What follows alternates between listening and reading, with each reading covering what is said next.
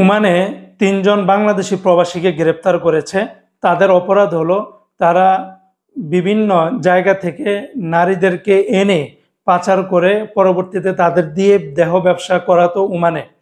ইতিমধ্যে আমরা আগেও বলেছি যে বর্তমানে বলতেছি ওমানে যারা বর্তমানে অপরাধ করতেছে তাদের দেশের নাম এবং তাদের সবকিছু সোশ্যাল মিডিয়াগুলোতে প্রকাশ করে দিচ্ছে। কেন দিচ্ছে? এর একটি মাত্র কারণ, যেন ওমানের মানুষ যেন জানতে পারে কোন দেশের নাগরিকরা এখানে বেশি অপরাধ করতেছে, কে ভালো বা কে খারাপ। তো যাই হোক, এই যে এই সমস্ত অপরাধ কর্মকাণ্ডের সাথে আমাদের অনেক বাংলাদেশি ভাইরা জড়িত আছেন।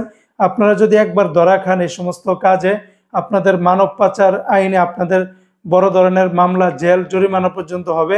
এবং যারা এই সমস্ত দেহ ব্যবসার সাথে আপনারা জড়িত আছেন, আপনাদেরও কিন্তু বড় ধরনের সমস্যা হতে পারে এবং আজীবনের জন্য আপনারা ওমানে ব্লক হয়ে যাবেন।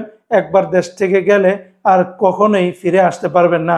তাই যারা আমাদের প্রবাসীরা আছেন, আপনারা বিভিন্ন অপরাধ কর্মকাণ্ডের সাথে জড়িত হওয়ার আগে 100 বার হলেও চিন্তা করবেন। নিজের মান সম্মানের দিকে তাকিয়ে হোক, অন্তত নিজের দেশের কথা চিন্তা করে হলেও এই সমস্ত কাজ থেকে আপনারা বিরত থাকবেন।